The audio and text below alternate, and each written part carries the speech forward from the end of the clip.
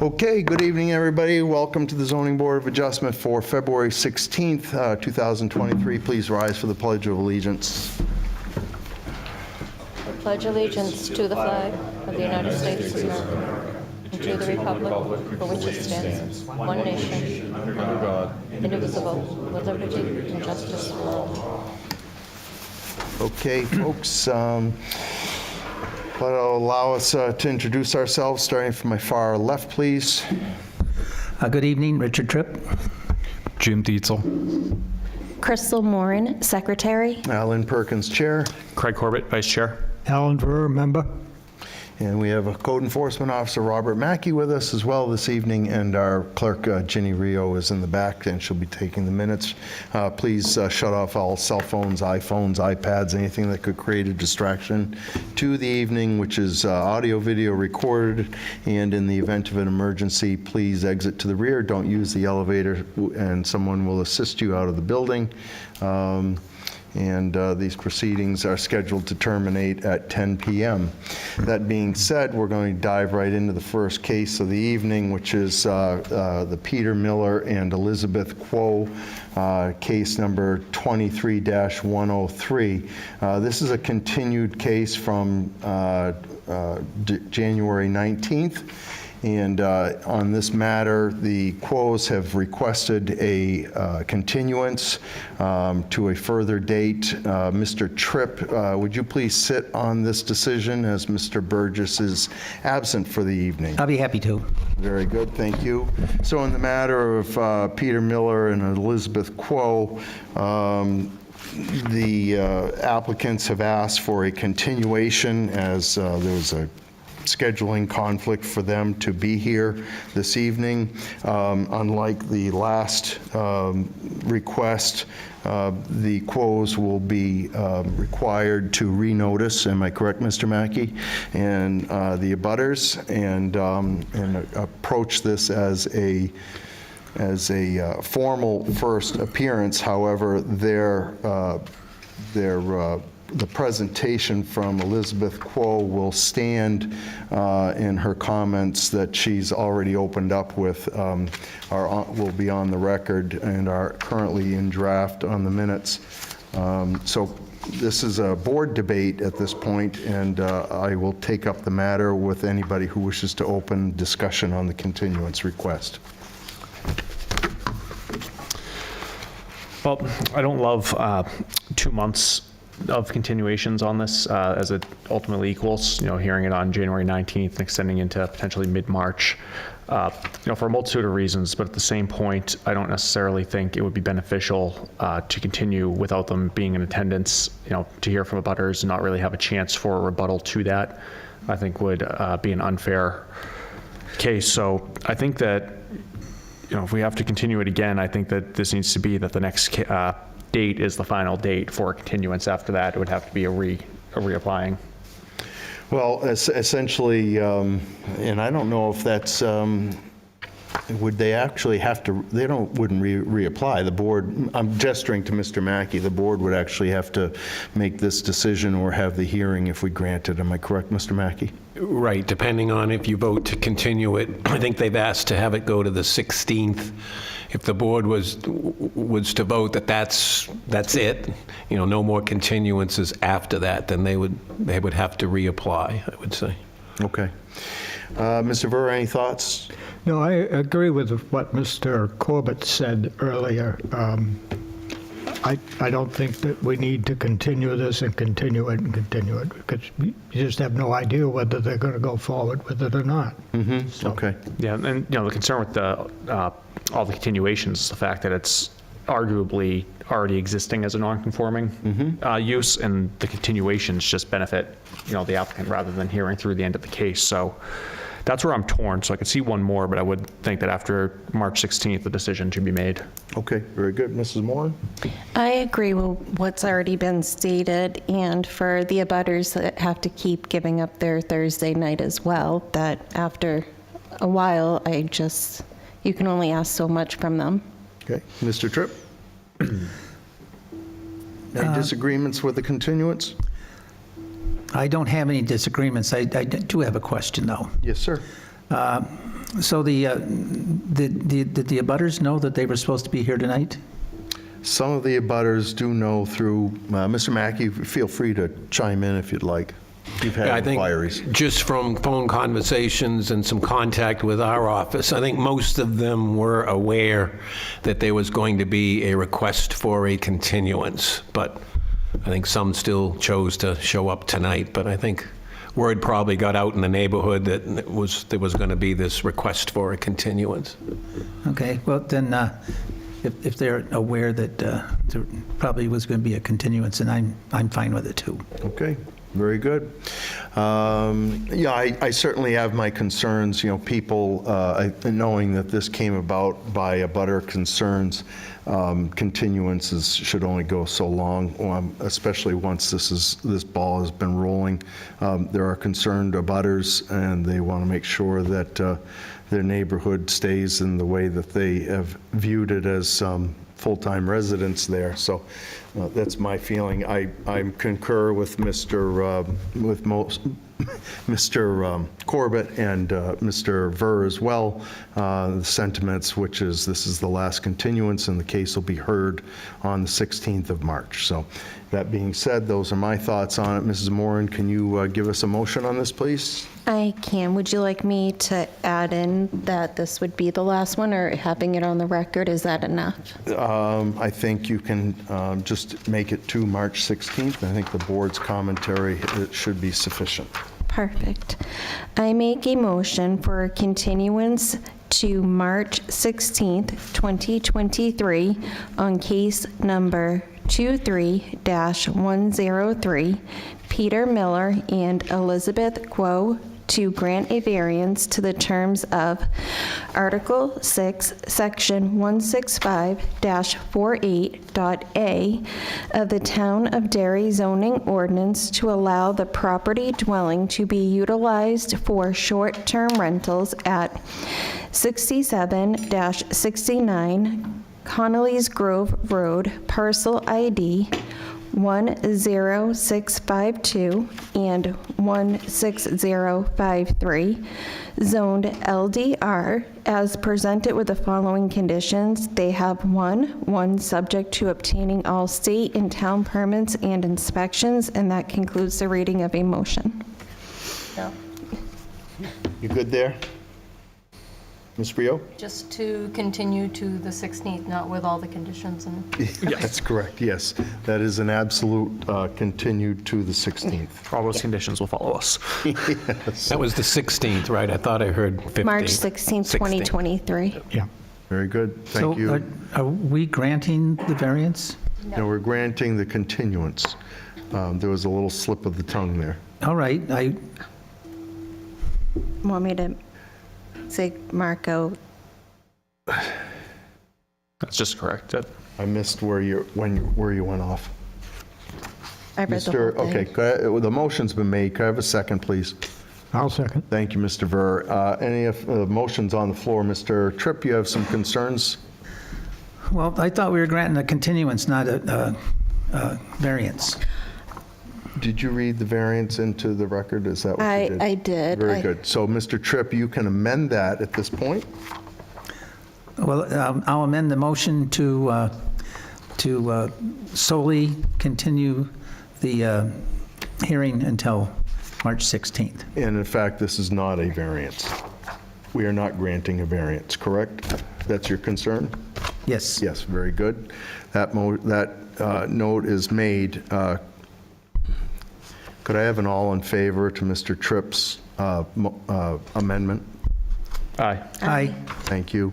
Any opposed? Hearing none. The amendment stands. The record is corrected on the motion. And so now, I'm sorry, Mr. Furr? Oh, okay. Now a motion, move the vote forward. Mr. Tripp, what say you on the motion? Aye. Okay, Mr. Ver? Yes. Mr. Corbett? Yes. Mrs. Moran? Yes. And the chair votes yes as well. So that motion is held, and that case will be heard on March 16th whether the quos show up or not. So anyone who is an abutter to this case and wishes to be heard either remotely or within the room this evening, you will now know that this case will not be heard until March 16th. All righty. Next case, Lynn Colligero, and that is Peak Premises LLC, case number 23-107.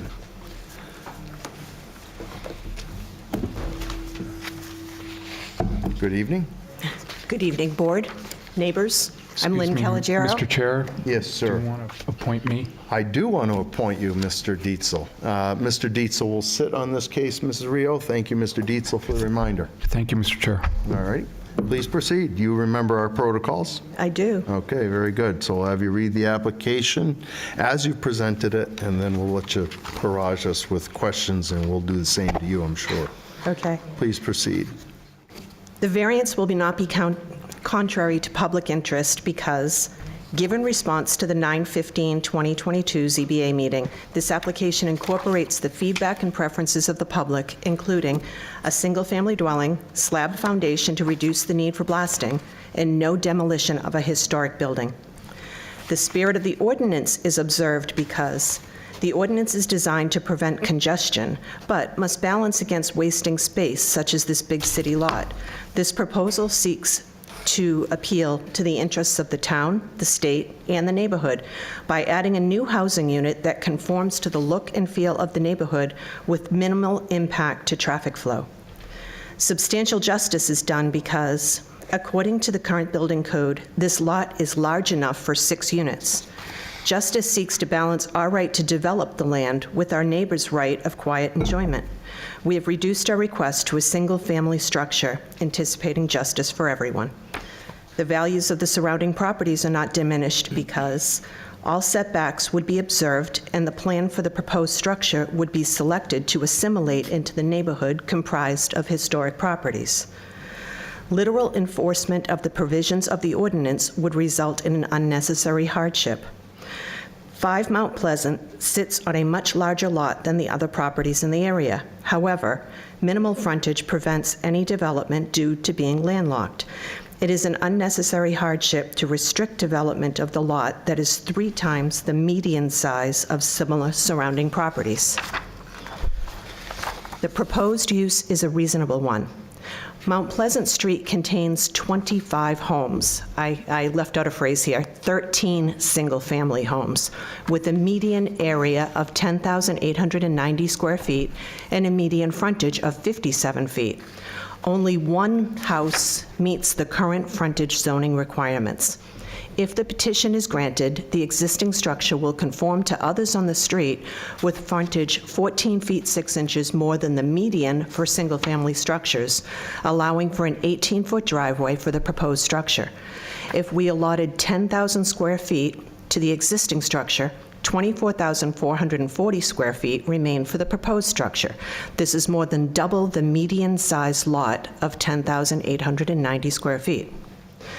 If the criteria in subparagraph A are not established, an unnecessary hardship will be deemed to exist if and only if, owing to special conditions of the property that distinguish it from the other properties in the area, the property cannot be reasonably used in strict conformance with the ordinance, and a variance is therefore necessary to enable a reasonable use of it.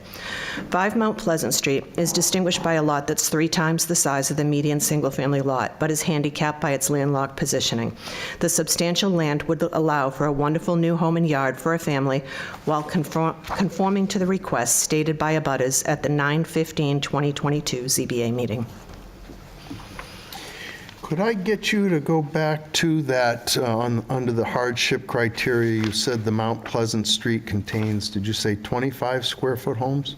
It's 25 homes. That SF was single-family, but that's actually, I left out a phrase. It's 25 homes, 13 single-family homes. Got it. Okay, very good. Thank you for clarifying.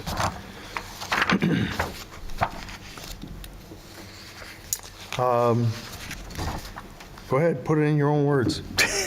Well, we bought this big lot hoping once upon a time to be able to put 6 units out there because we did all the math and it allowed for 6 units. However, we heard from the abutters, and we obviously, we want to make everybody happy. My son went around and spoke with them on the street. I'm sorry he can't be here today. He's at worship team rehearsal. He went around and spoke to abutters on the street and asked if they would support what came up in conversation 5 months ago on the 9/15 meeting, and that would be to use that lot to put just one more single-family house in there. And if you look at the way the current single-family houses, even if you factor in the duplexes and triplexes as well, they don't meet zoning for current frontage. They are a lot closer together than what the current frontage requirements are. So this would blend in with the way the street currently looks. Another thing that came up 5 months ago in the meeting was the concern for traffic. If we put a 6-unit in there, that the traffic would be a problem, and the school buses and all of that.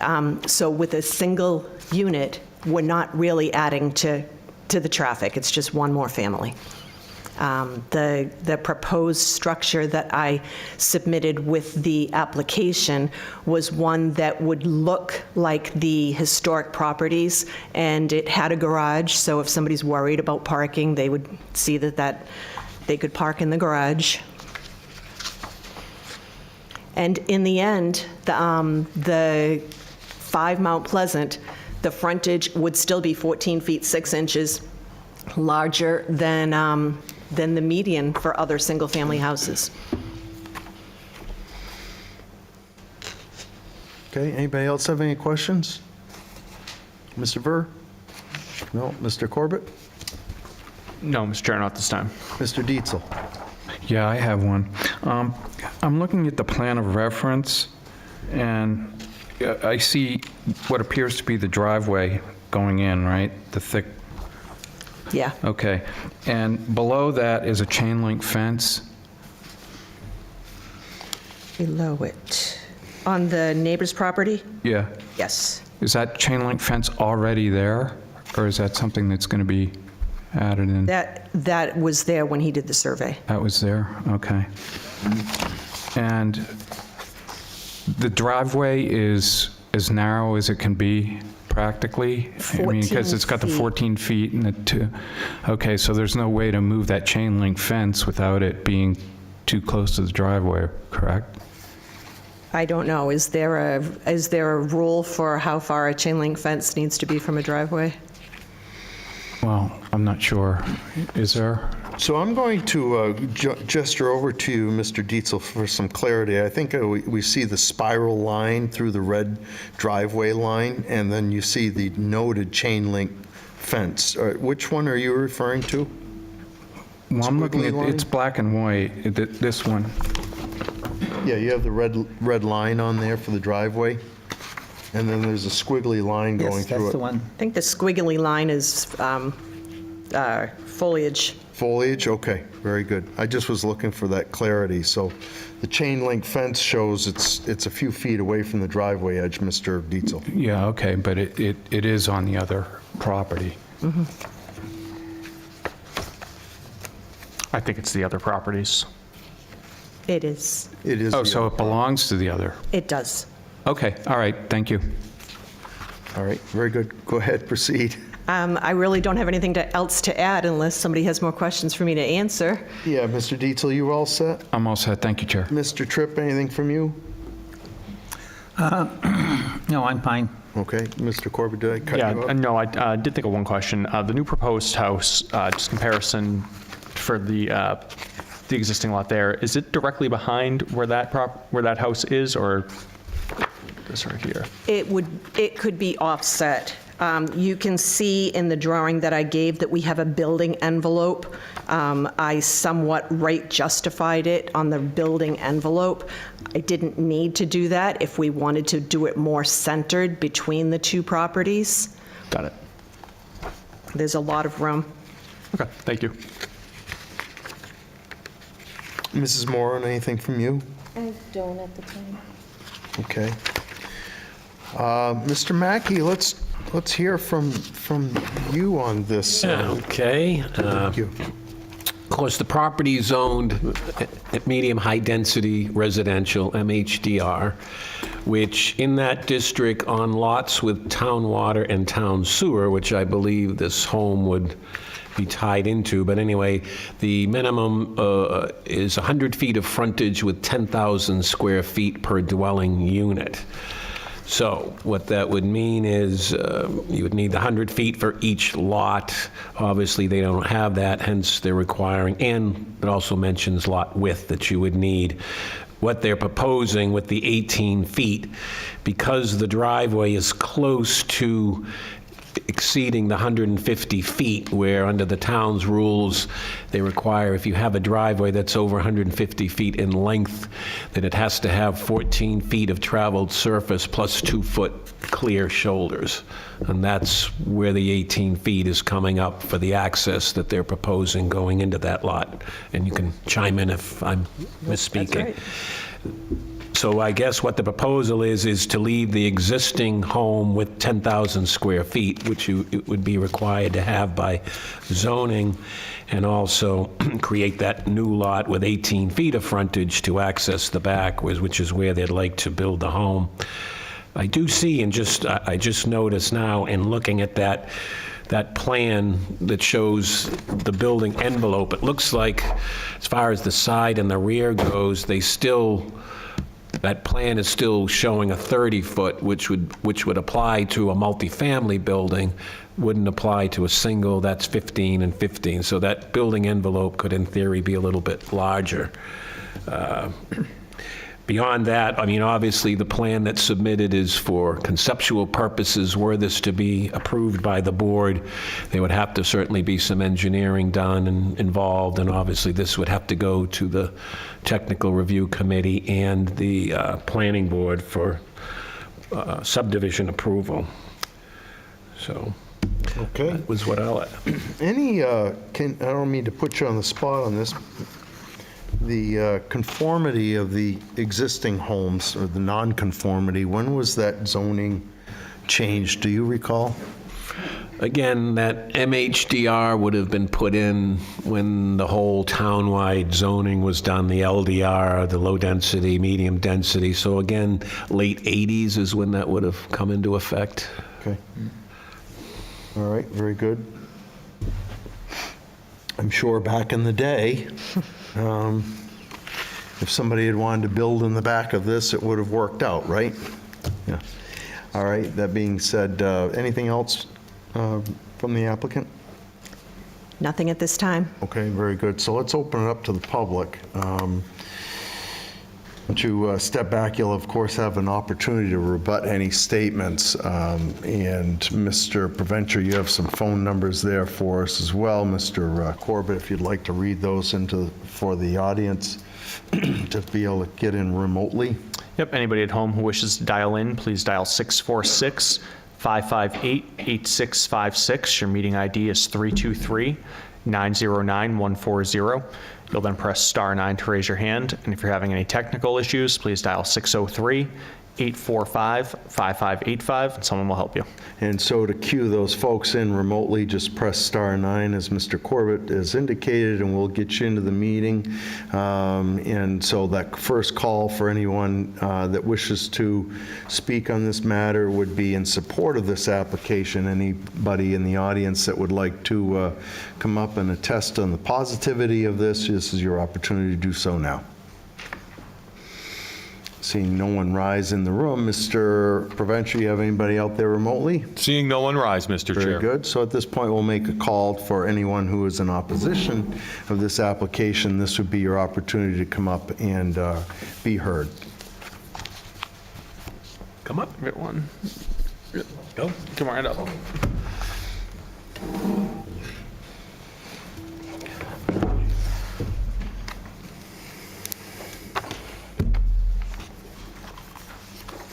I have your name and your address. Good evening. My name is Mark Morabito. I live at 8 Mount Pleasant Street in Derry. I live directly across from 5 Mount Pleasant Street.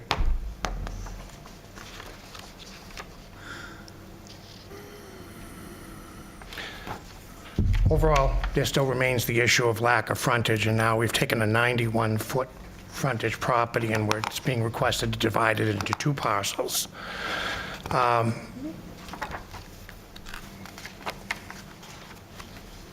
Immediately off it is this comment of hardship that I believe is necessary for a variance.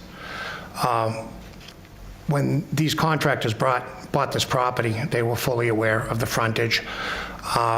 Had they done a little investigating, which I can't say they didn't, the prior owners of it also attempted this same putting additional properties out, and it was shot down as well. So in essence, they were aware that there was a limitation on this property. I think the logic or the thought of it, and I could be 100% wrong, is that they bought the property thinking that they'd be able to sail through with a variance and put, at that time, a 6-unit in the back. It didn't work, but there was no hardship here. And I could be wrong, but my understanding is that a homeowner wants to use a portion of his property, and he can't because of current zoning requirements, and not letting him enjoy full use of that property is a hardship. This is a business transaction that involves only profit. There's no hardship. They were fully aware of what they were buying when they bought it. They paid a price that represented these issues. As we go on, and if I'm going to digress, I'm going to ask you to look at the very back, because the comment was made that the structure that's going in is, I believe the term is the look and feel of the area.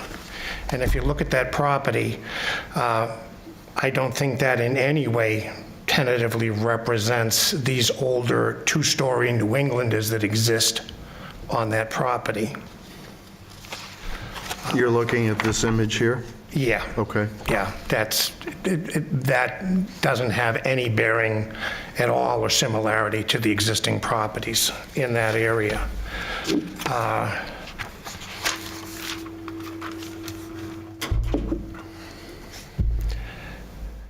So are you proposed to this because of the structure that's proposed? No, Okay. I'm proposed, one, because of lack of frontage, the potential increase in traffic, because even if it's a single-family home, it's going to create additional traffic. And I think that there are some additional issues, and that is, and I think I addressed this last time we were here, was that Walter Roby and Cleo Roby bought that rear acreage from the town of Derry specifically because it was landlocked and it would never be built on. They bought that from the town, so I think that you folks might be able to further pursue that information. As you look at this, well, let me back up even a little bit from that. There was a comment made within the purposeful use as a reasonable one. And I think this was a carryover from page 2 of their proposal onto page 3 that says 25 homes, 13 single-family homes with a median lot size of 10,000 square feet and an average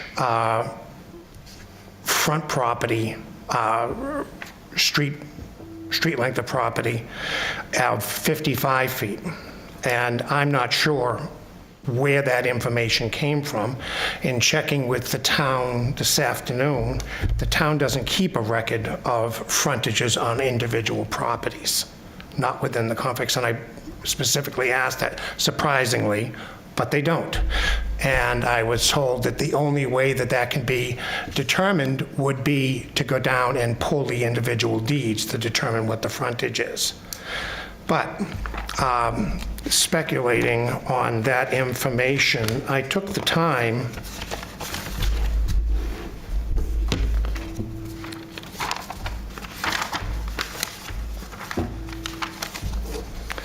to go out. Now, I'm not sure if this guesstimate of 55 feet of frontage per lot is inclusive of the northern portion of Mount Pleasant Street, but overall, I think that even the board would agree that whatever happens on the southern portion of Mount Pleasant Street from 102 up to Lenox, the upper portion of Mount Pleasant Street bears no effect on what happens on the lower portion of it.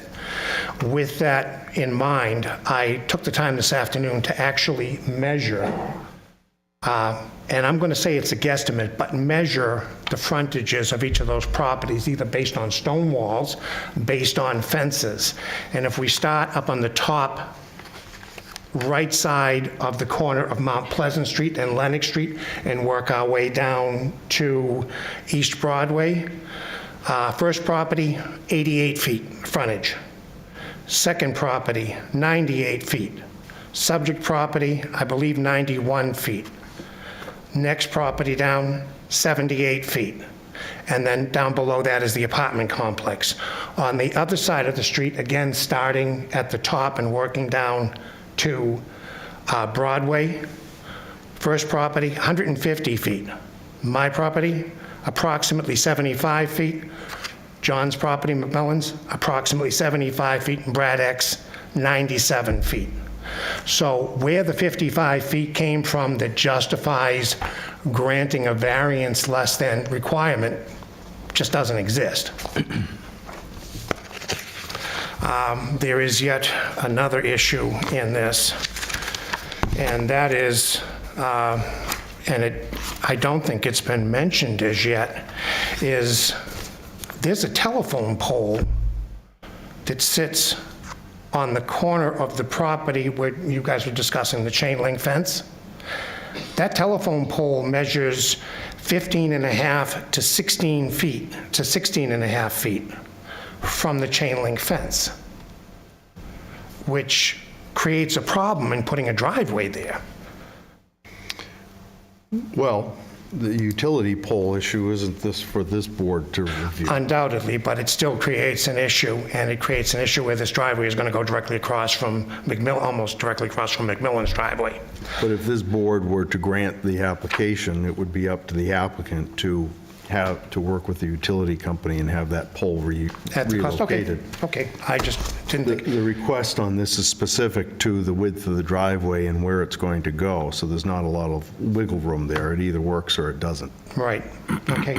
The other thing, and I don't know if I can do this or not, but I took some pictures of the property across the street because I know we've heard oftentimes about the concern and that the contractors are concerned with the overall welfare of the neighborhood, the look, the appeal, and I wanted to bring to this board's attention the current property. Now, they have most recently sided it, but there are still tenants in the property, and with your permission, I have this on a thumb drive, the pictures. I don't know if you can use that or not, or if you'd be willing to. But I only made like 4 copies of 4 pictures of this piece of property that's currently there and the condition of this property. So what is the nature of the pictures? The nature of the pictures shows the absolute abuse of that property, garbage in the yard. There's no concern with these contractors to this neighborhood. This property has been a crap hole since the tenants moved in there. Basically, what they did by vinyl siding it is they put lipstick on a pig. Doesn't really do much good. And again, I brought pictures so that you could verify that information. Mrs. Moran? I was just saying that the pictures aren't necessarily needed. I drive Mount Pleasant every day, so I can give you as much detail. Okay. Well, I'll let you reference them from there. It's fine. I don't know that we need to have them in hand, but you can show them Well, up. I'm saying, there's garbage in the yard. Okay. There's garbage that's endlessly in the yard. There's buildups of debris. It's an eyesore. Okay. I think,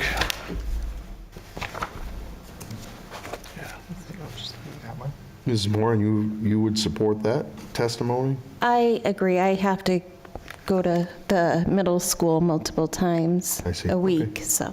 All right. Well, proceed, Mr. Morabito. I do believe that may well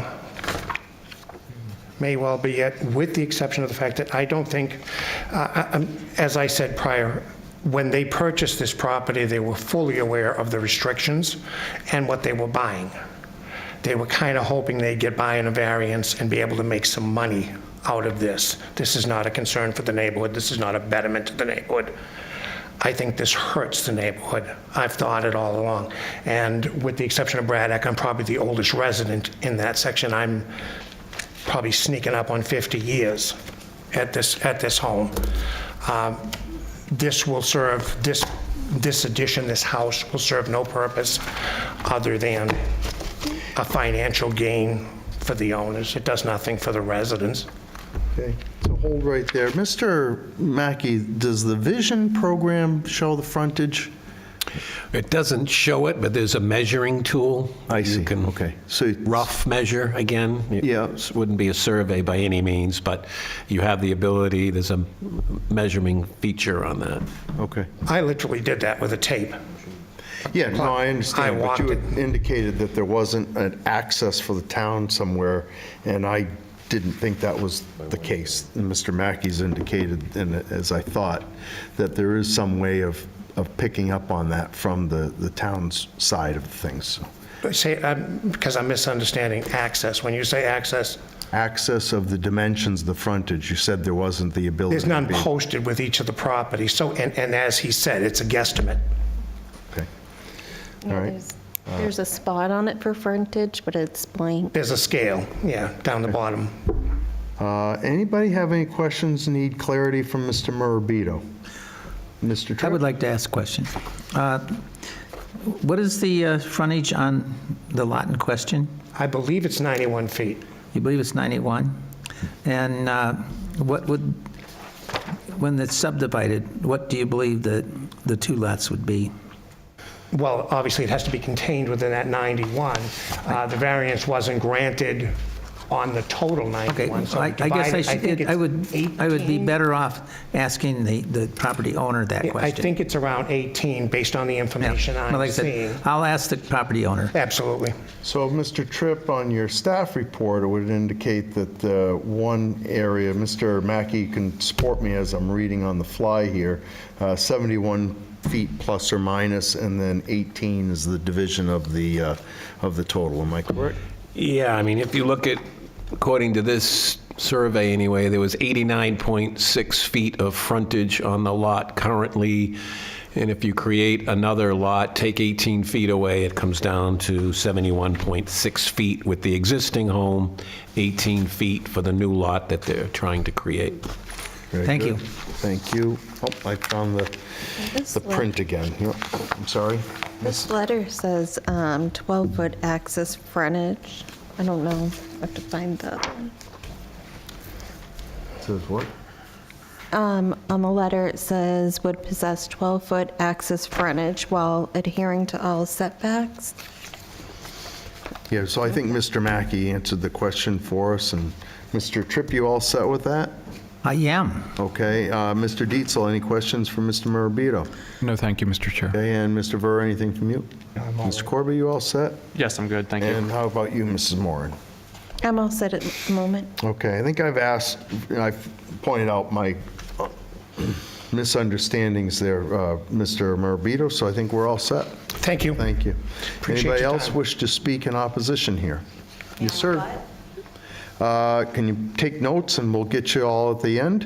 Mr. Chair, can I just go back to something Ms. Moran just noted? The letter on January 27th, or dated January 27th, mentioned the 12 feet that Ms. Moran stated, but it looks like we got an updated one on February 1st that called out the 18 feet that Mr. Mackey had noted. Just wanted to note that we had the two letters, but it looks like we got an updated one with the correct access frontage.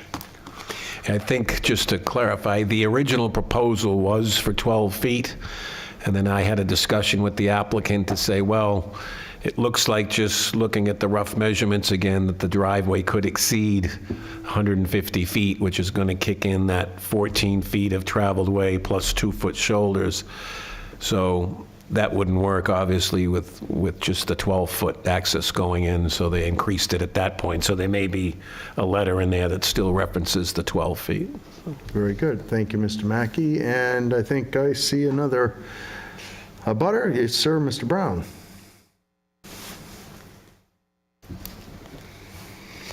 And good evening to you. Good evening to you.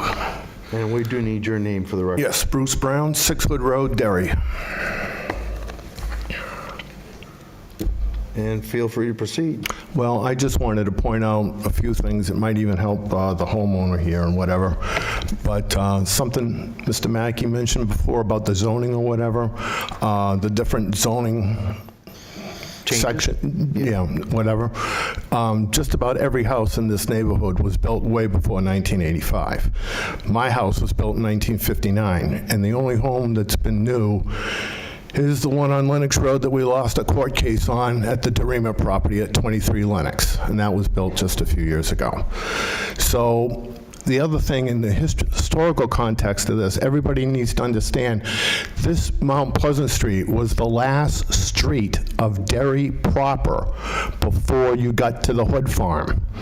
The property that's in question right now has a stone wall that separated Derry Village from Derry and was the part of the 1849 Hood original wall that's now protected by state law because they're stealing stones.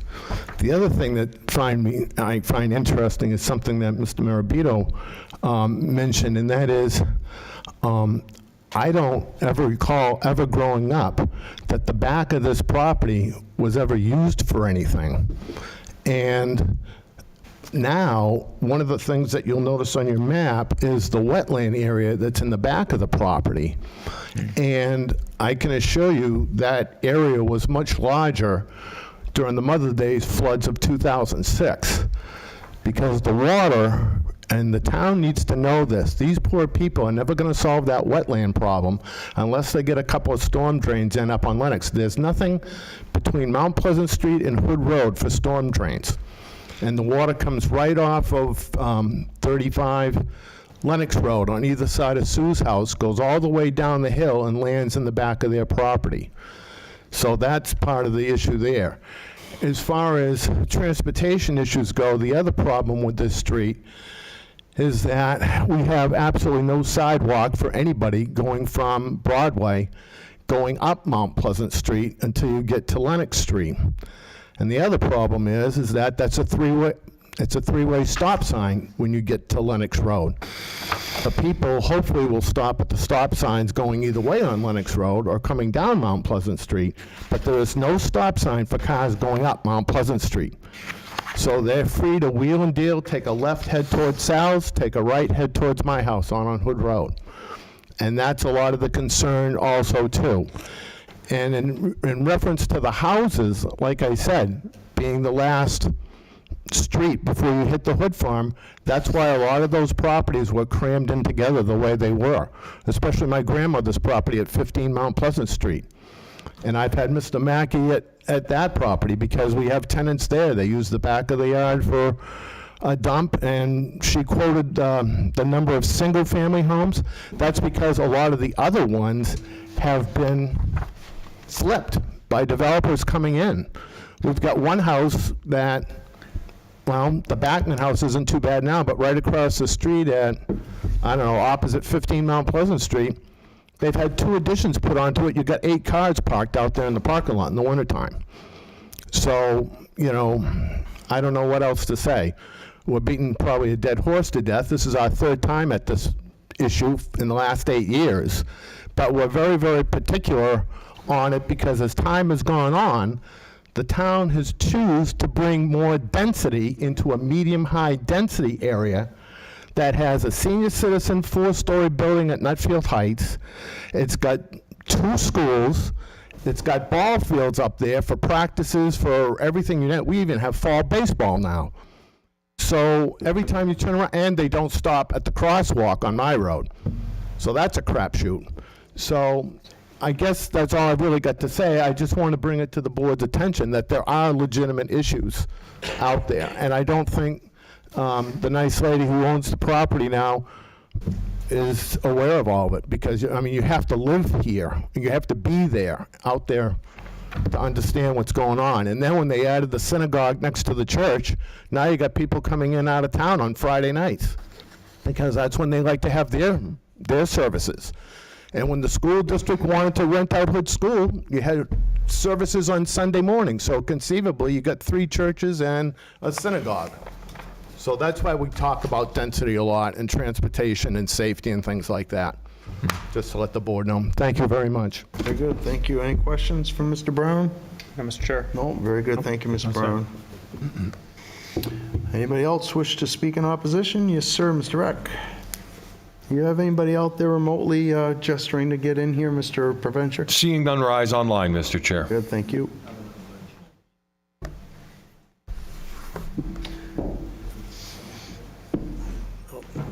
Good evening, Mr. Eck. Bradford Eck, I live at 2 Mount Pleasant Street in Derry. I've been living at that address since 1963. I guess the last time I spoke about a lot of different things. Tonight, I'm just going to speak about one thing, and that is the proposed driveway that they're planning on putting into the house that they're planning on building on the back, that it's going to be difficult to do that with the fact that there's the sewer water hitch-ups that they have to do. They're going to have to go from way back all the way up, and I'm sure they're probably going to have to be doing some blasting because that's ledge. I know for a long time I used to help Walter Roby, who lived there, and I used to mow his lawn, so I know that there's a lot of ledge that's in that area. But other than the fact, I think that Russ has covered a lot of things tonight, and I think we had the sessions before this, so I guess I don't really have an awful lot more to say, except I say that trying to put this type of house into the community is not going to be very beneficial, in other words, to the people living in the neighborhood. So with that, I will say thank you. All right, Mr. Eck, if you would hold on, is it your suspect that the sewer connection needs to follow the driveway on this plan? Is that what you're getting to? Well, I haven't seen any design that they have, so I guess I'm saying is I don't know whether they're going to go from this house directly on to Mount Pleasant Street, or whether they're going to go from this house to Walter Roby's old house, hitch in there, and then go out to the street. I don't know. Maybe the person who's proposing this has an answer to that tonight. So there's two directions for sewer and water. Yeah, and I wasn't clear on where you were going with that sewer connection. I know that It's a long one. I think we've had a former case over on Hood Road that a lot of conversation was there, and I just wasn't sure whether you were indicating that you felt that the sewer came down between Hood and Mount Pleasant, or how that tie-in was. But I think I get the pictures that you're going from the distance that they are currently getting out to the town sewer. It could be an issue. I think they'd have to go and, get permission somehow to go back through somebody else's property that goes on to Hood Road, or they'd have to get permission to hitch on to the multi-complex of apartments that are right there on the corner of Broadway and Mount Pleasant Street. Mm-hmm. Okay. All right, anybody else? Very good, thank you, Mr. Eck. Anybody else? Seeing none online, Mr. Chair. Very good. Okay, so I guess everyone has been heard that wished to be heard. Very good.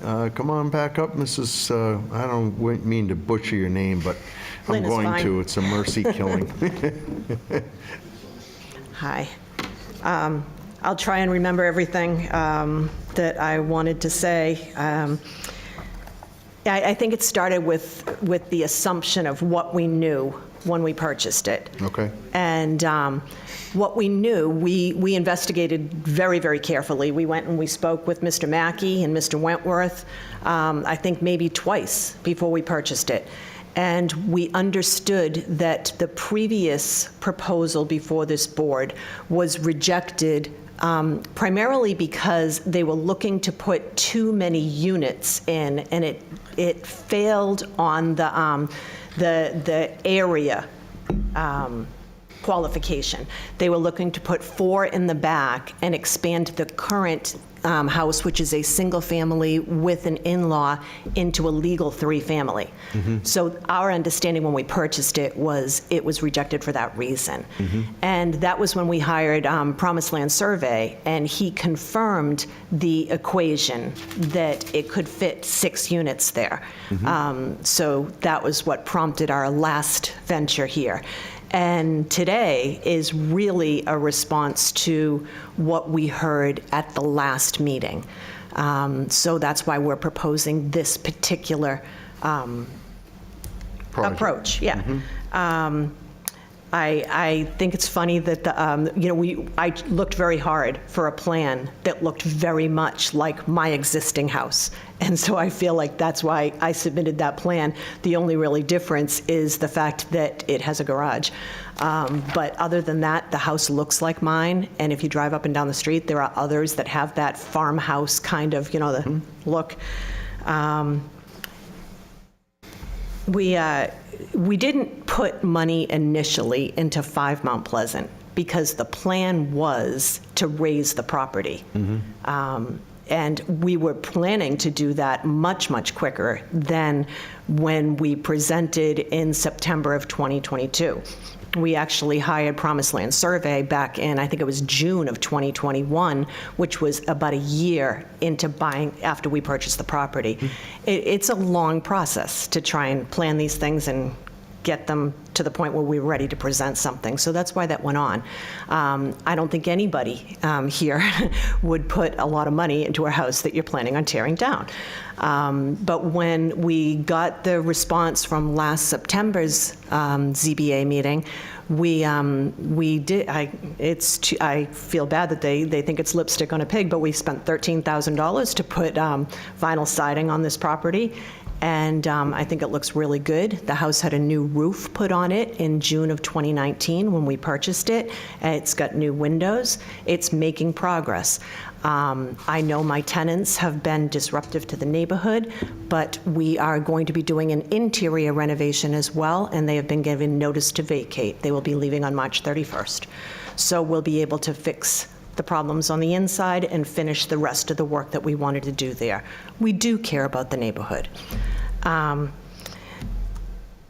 Let's see. I was not guessing on the frontage. I am a licensed realtor. I have access through the multiple listing service directly into the deeds through Nearin, and so I have the exact frontage on every single lot, all 25, and they range from 47 feet for Unit 37 to 144 feet for Unit 14. Those are just the single families that I'm referring to. When you look at the median, it comes to 57 feet. Number 14, the one on the corner that was referenced earlier by one of the abutters, is the only one that meets the current frontage. I know somebody mentioned the wetlands, but Could I stop you? When you're saying Unit 14, you're referring to 14 Mount number Pleasant? 14, yes. Okay, very good, thank you. Yep. Somebody did mention the wetlands. The survey and the site plan and the building envelope take the wetlands into consideration with all the required setbacks from the defined wetlands. I know everybody's concerned about the traffic, but they're comparing the traffic from one single-family house to the traffic of schools and synagogues, and I don't think that that's really a fair comparison. And there's other concerns about septic and, the sewer lines and water lines and telephone poles and everything. And as Mr. Mackey had said, this isn't the final step. We would have to go and we have to do all the rest of the engineering. I invested $6,500 in that previous engineering in hopes that our 6-unit would fly. And that didn't happen, so I just wanted to present something theoretical to get the approval to then go on to the next step.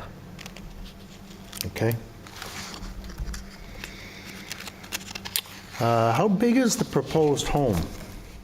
That home that I showed in that picture is 1,100 square feet.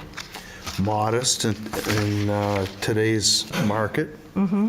How does that compare overall to the homes that are on the street currently? That's something I didn't pull. I was only looking at frontage and lot size. Most of the homes are pretty modest in size, though. Yeah, how many bedrooms? This particular property here, it was a 3-bedroom, 1.5 bath. That's what you're proposing? Again, modest compared to what the rest of the market is currently or has been up until recently. So what's the final plan with the existing structure? To complete the renovation, to bring it back to looking nice. And if we get the approval, we'd have to go back and get it would have to be resurveyed and split the deeds out once that survey is done. And we're going to sell the existing house. You would sell the existing house. What is how many bedrooms are in there now? The existing house has 2 bedrooms in the main house, and it's a studio accessory unit In the back. I see, yep. Mr. Mackey, has that unit been there for a long time, that accessory? Is it officially an ADU or? Yeah, if you look at the appraisal, it's listed as a single with an ADU. It's been there for a long time, Hundreds of as far years. as I know, yeah. Okay, very good. There was another question I had surrounding are you going to have a basement on this? No, that was something that was brought up in the last CBA, blasting and having to dig too deep. So I specifically looked for a plan that could be built on a slab. Okay. Yeah, I remember that discussion, and Mr. Eck, I think, and more so Mr. Brown brought forward the commentary of the ledge, which certainly, when you look at that wetland area, you could, if there's the abundance of ledge there, as well as former case that we had over on Hood Road, you could perhaps make sense of why that area has standing water. I'm sure at one point it fed the cows. Anybody else have any other commentary or questions? Mr. Dietzel, you're all set? All set, thank you. Mr. Tripp, you as well?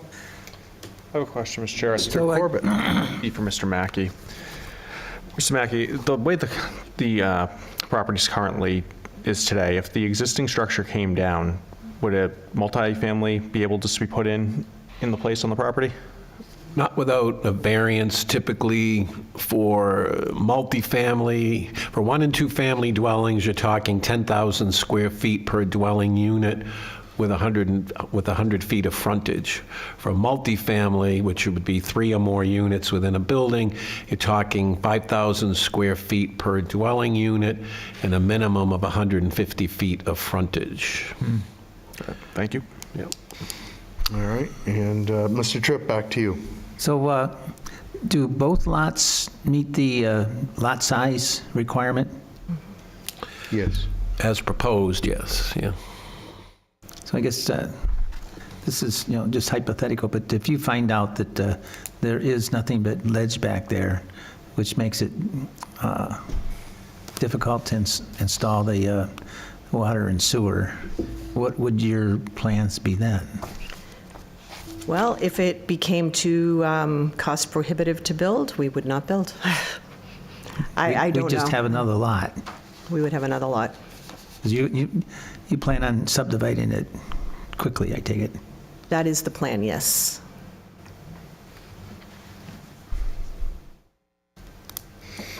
All right, everybody all set then? Did I see a hand go up, someone you wanted to rebut? All right, well, per our policies and procedures, we do allow a rebuttal from the abutters, so let me invite Mr. Marabito back up. I apologize, but only housekeeping. As I addressed, when I referenced the actual frontage on the lower portion of Mount Pleasant Street, which is the area that would be affected by this unit, what the contractor has done is taken the upper portion of Mount Pleasant Street, which would have or this unit would have no effect on that upper portion of Mount Pleasant Street. It's for all intents and purposes, a different street. It doglegs off to the side and then goes up towards the schools. Overall square footage of the homes that currently exist there are probably in the area of 1,800 to, on the small side, to 2,500 to 2,900 square feet of living space. Most of them are 3 bedrooms. So when you're talking about putting an 1,100 square foot home, you're undersizing. And the last of this was, she referenced this picture of this proposed home as a farmhouse or as a New England farmhouse, and I could be wrong, and maybe I'm prejudiced, but I as well sold real estate for 20 years, and we would never reference that type of home as a New England home. It could be a box house, it could be a cape, it could be, if it had a little lattice work on it, it could be an English Tudor, but it doesn't have any of the characteristics that would traditionally represent either a 1.5 story or a classical farmhouse, which is what most of these homes in this area are, or all of them are actually. They're all either New Englanders or 1.5 stories.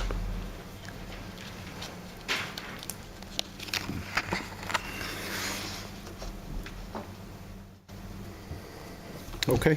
Oh, very good, Mr. Marabito. Thank you. All set? Yep. Thank you. Okay. You may. I wish I had written down all the square footage for all of the other structures up on the street. I just briefly looked at the square footage of mine by looking it up on Zillow while he was speaking, and mine is a single family with an accessory apartment, and it's 1,438 square feet altogether. The larger square footage that Mr. Marabito was referencing are for duplexes and triplexes. They're not for the single family houses. There was another point to be made. And I'm also a Realtor, and a classic New England farmhouse with the single peak, no dormers, that's what I offered.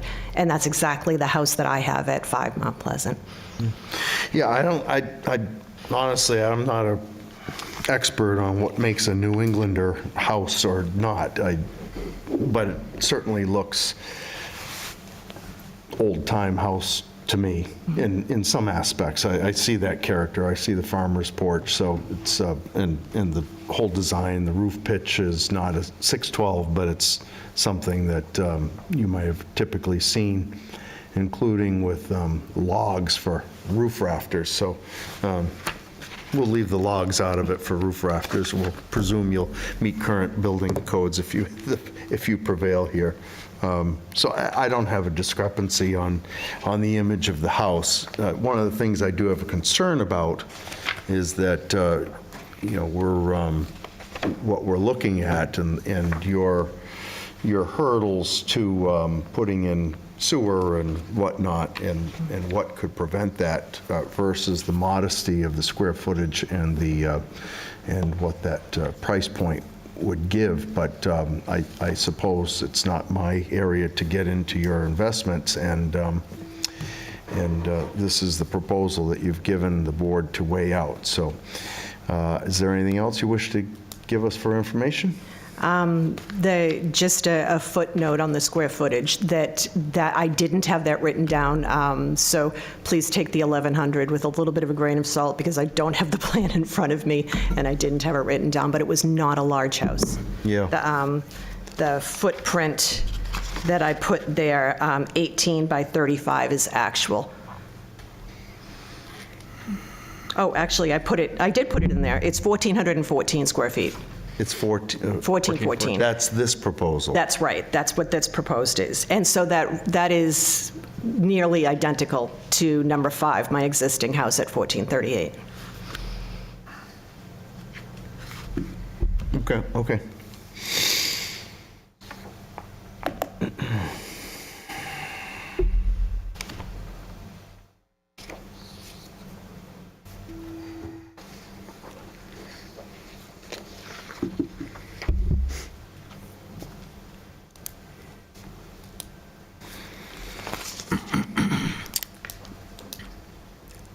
Do I see 1414 square feet on this plan?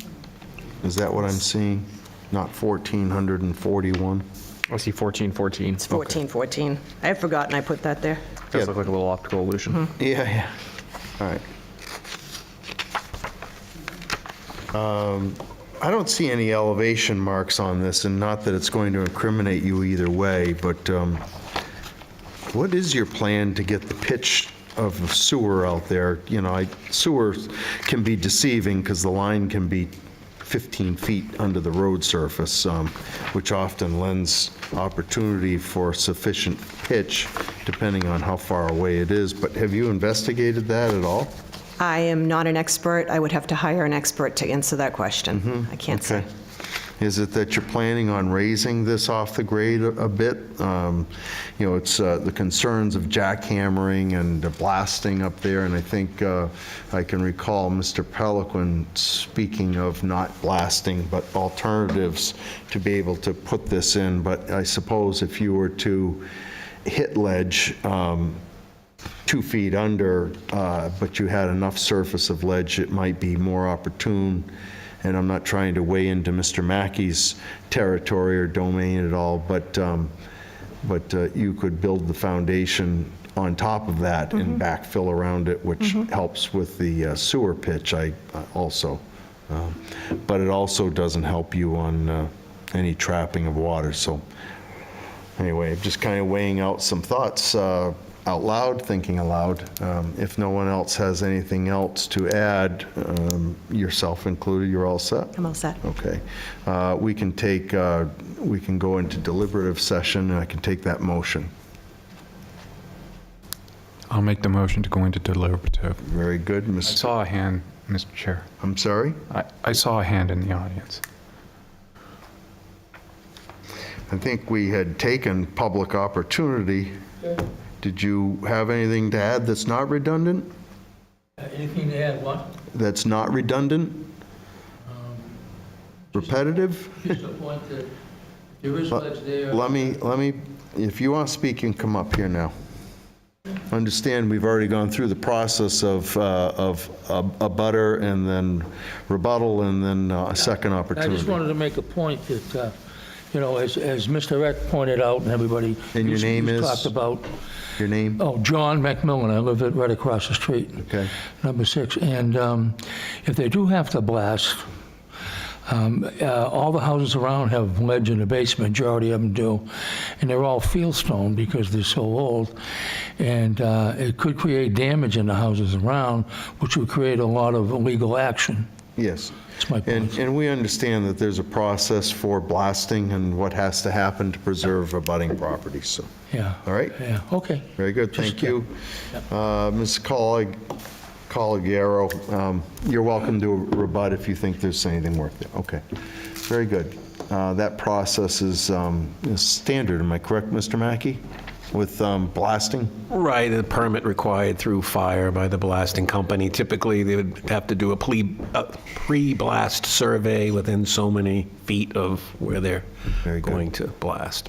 Okay, thank you. I'll belatedly second Mr. Dietzel's motion to go to deliberative. Very good. Thank you. Mr. Corbett has the second for Mr. Dietzel. Thank you. And all in favor of going into deliberative, say aye. Aye. Aye. Any opposed? Hearing none. Anybody wish to lead off? Mr. Dietzel, you have any thoughts? Yeah, I do. I have a few. I'm sympathetic to the folks who are opposed, but I'm trying to stick to the 5 criteria. In order to have a variance request allowed or denied, we have to go through several criteria. And the first one is the variance will not be contrary to the public interest. I don't see how it will be. I take into consideration the traffic, but given the surrounding neighborhood, I don't think it's going to be that much of an impact compared to the school and the churches and all. Spirit of the ordinance is observed. That's an easy one. Substantial justice. I believe that the structure itself will be justified, and the values of surrounding properties are not diminished, because I think a nice new home within the neighborhood will not diminish the surrounding property values. The last one is the real stickler, and that's the hardship. And I think the denial of the application will create a hardship for the applicant, because he won't get full use of his property, and the property will just remain vacant. And I understand all the concerns. The aesthetic nature of the property as it stands now is really irrelevant to this board.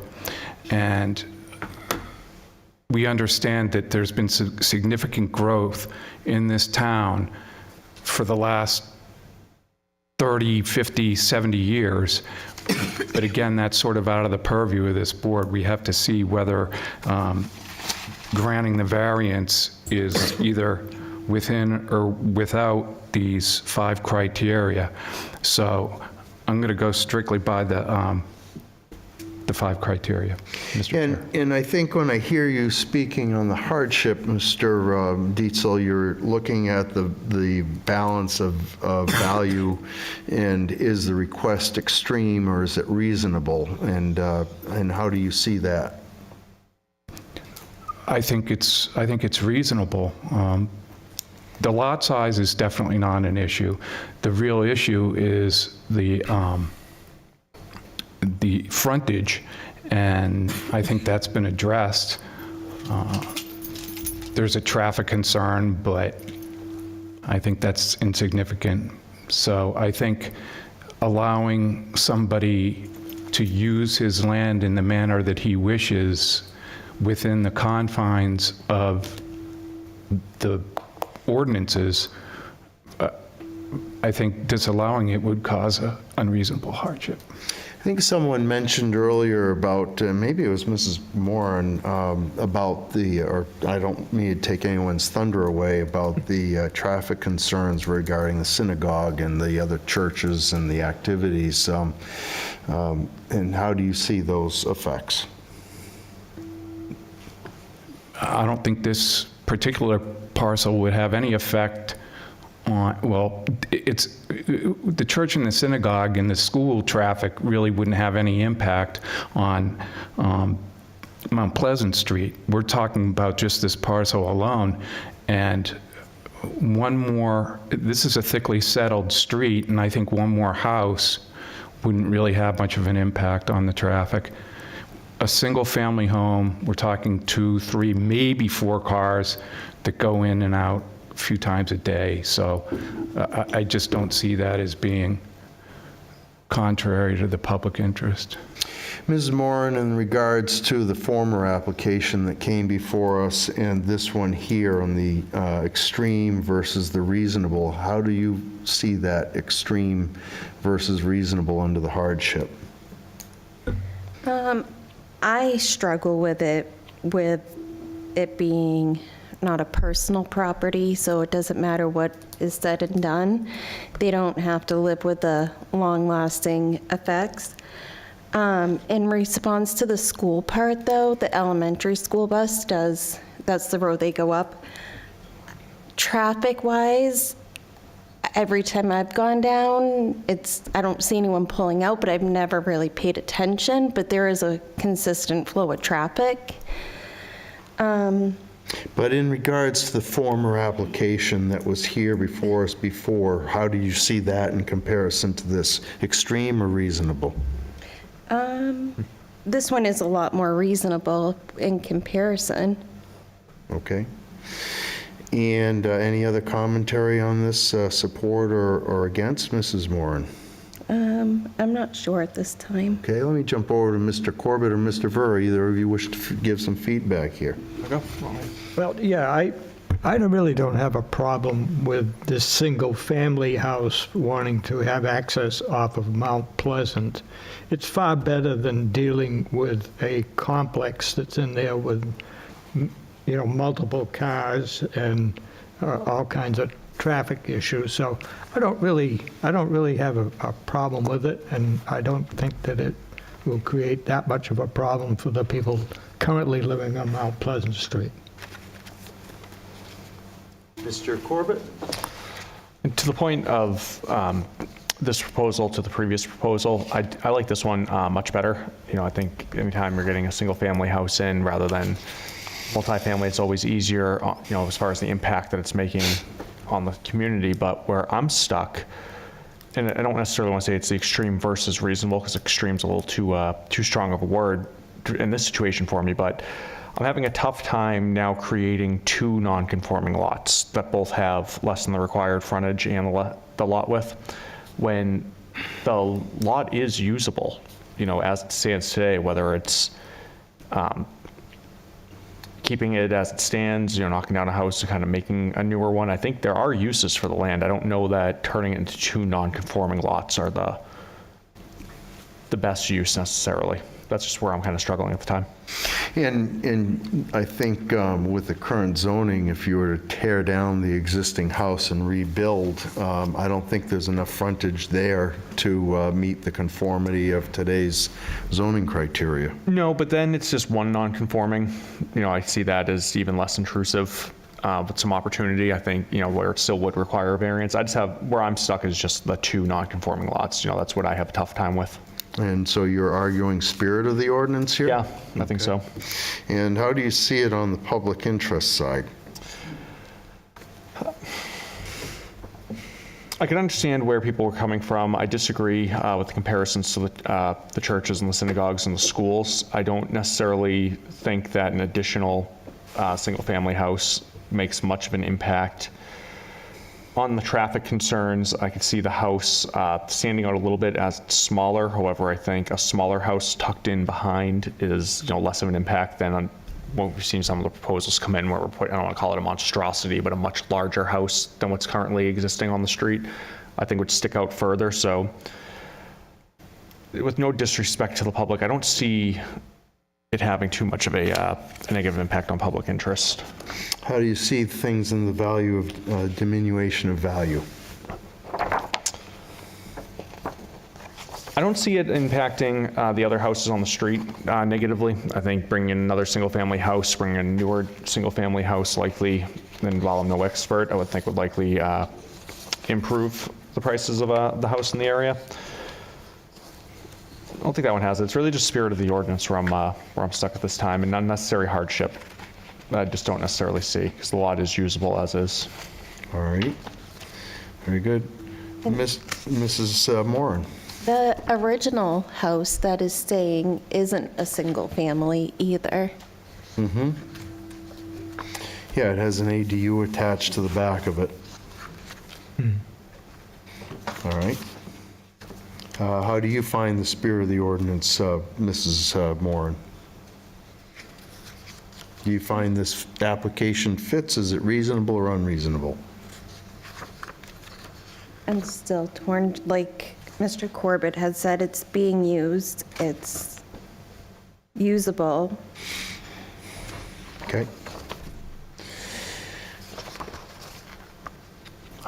My own feelings on this are that in the balance of reasonable versus excessive, I find that this was more of a reasonable request. I think in the prior several years that we'd seen this property before us, trying to pack a lot of people into the small structure that was there, looking at the driveway impact and of the possibility of multiple vehicles parked in one driveway. I think that the public commentary at the time made sense on that first application several years ago. And likewise in this, even though the square footage was there, I found that the prior application in the fall was excessive. Again, the impact to the neighborhood and to that one lot, though the square footage was there, was again excessive. I didn't see a conflict on the public interest with this. And I think overall, the spirit of the ordinance matches the neighborhood There's still excess square footage on the lot for this single family, or this single family, very modest in today's current market structure that's being proposed. I do understand the hardship, regardless of whether or not, and it's speculative or hearsay as to why the prior owner purchased this land from the town or not, whether it was to stop it from being developed or recreational or whatever. Regardless of what the intentions of the prior owner was, in estate transactions where there's an inheritance, it's not to say that if there were offspring of the Robies that they would not have opted to try and develop this and do something to utilize the lot area there, especially in particular as we see more and more discretionary income taken from the public to pay for different matters that have become more concerns to the public, essentially a spiraling ball of finance issues going out of control. It's not unreasonable to think that offspring of the Robies, if they had inherited this, might not have tried to take advantage of the square footage and developed it themselves. And so that goes to the timeline of who owns this, and then back to the measure of, is this reasonable or excessive? So I see the hardship on this based on the square footage, the geography of the lot, and the change of the zoning ordinances that came into effect in the late 80s. So that's kind of my commentary on this, and at this point I think I'd like to go in the direction of structuring a motion and make sure that there's not any concerns that we're missing on this. The first condition on this is subject to obtaining all state and town permits and inspections. That's our standard, and then we, of course, have subject to planning board approval. Mr. Mackey, did you suggest also TRC on this, or just planning board? Well, I think planning board's probably sufficient, because that process would involve having to go to the TRC first. Very good, okay. Are there any other concerns that someone has heard this evening that would want to add an additional, or any additional conditions to the motion? Mr. Dietzel? No, thank you. Ms. Moran? No, thank you. Mr. Corbett? Chair. And Mr. Ver, anything else? Not to my knowledge. I think then we can suffice on the two conditions to the motion, and I think everyone's commentary has been heard. Anything else before we leave deliberative? Very good. In that case, we'll take a motion, come out of deliberation. Mr. Chair, I'll make the motion to come out of deliberative. I'll second. I think Mr. Ver ended it first, but I think Mr. Dietzel started it first. How you want to hand that one out? Whether you Rock, wanna paper, take- scissors. We can give it to Mr. Dietzel. He's on Give a it to roll him. this evening. He's a new so- guy. Yeah. So Mr. Dietzel has the second, Mrs. Rio. All in favor? Yeah, no, I know. We're going to go with the structure as proposed. Yes. So I'm going to amend this. The motion's on the floor, so I am going to amend and ask on condition number 3 that the structure is as proposed.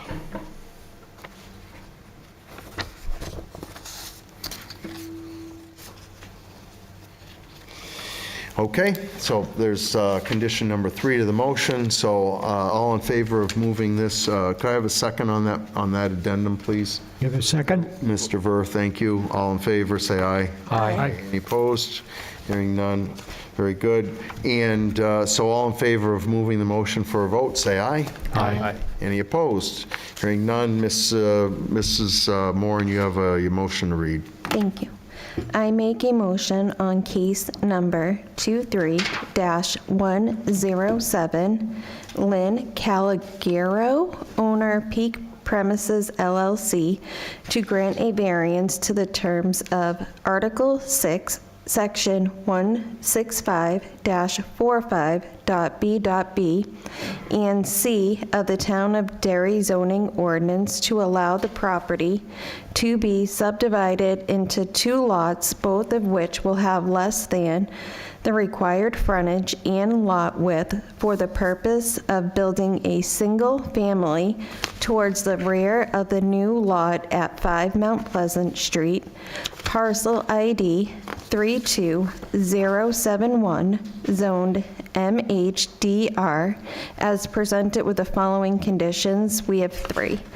1, subject to obtaining all state and town permits and inspections. 2, subject to planning board approval. 3, structure is as proposed. And that concludes the reading of the motion. I need a second. Mr. Dietzel, you want to help out there? I'll second. Very good, thank you. Mr. Dietzel has a second on the motion. All in favor of moving for a vote, say aye. Aye. Aye. Any opposed? Hearing none. Finding of fact. Finding of fact. Thank you very much, Mrs. Moran. Before we vote on this, the finding of fact, the applicants are, the application is for subdividing the lot into 2 lots. The property is in the medium-high density residential zoning area. The driveway would be over 150 feet in length. And if approved, would require planning board approval. The majority of the board has found this application to be reasonable as opposed to extreme.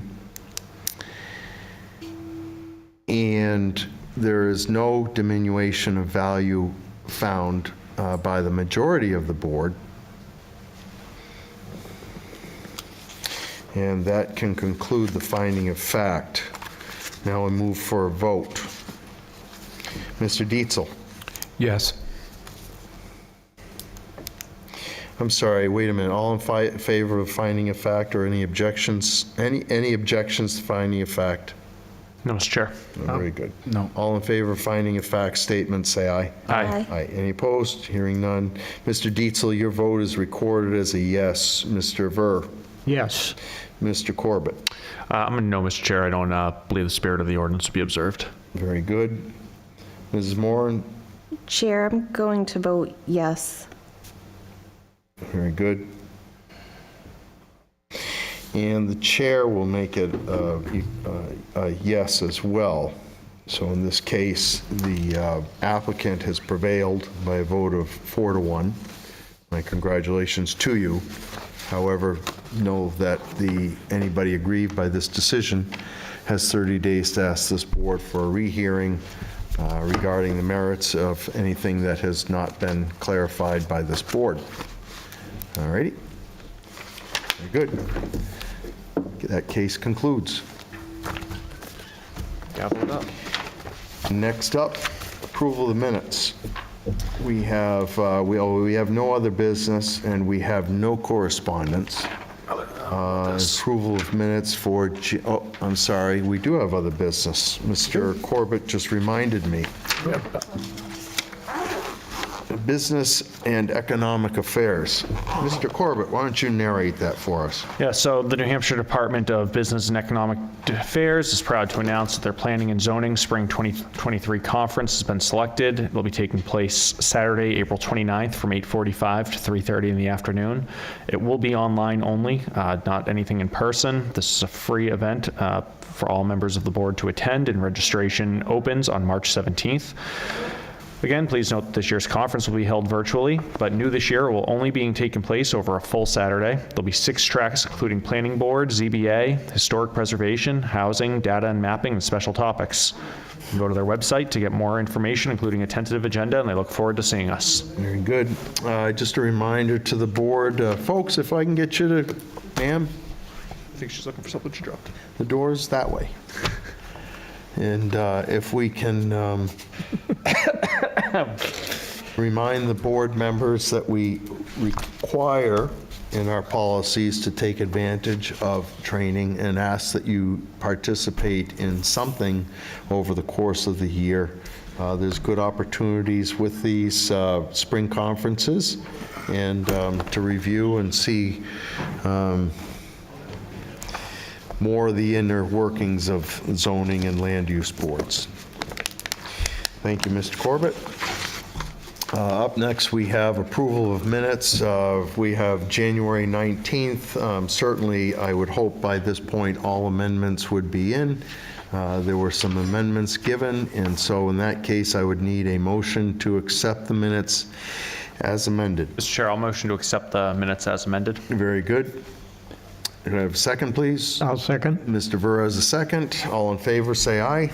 Aye. Aye. Any opposed? Hearing none, we have the minutes for February 2nd. Are there any changes or amendments to the I have draft seen there? none. Okay. Everybody all set with that? If they are, we can take that as presented. Have a motion, please? I'll motion to accept the minutes as presented. Mr. Corbett, motions on the as presented. Mr. Ver? I'll second. Mr. Ver seconds. Thank you very much. All in favor, say aye. Aye. Aye. Any opposed? Aye. Hearing none. None? Yeah. No oppositions there.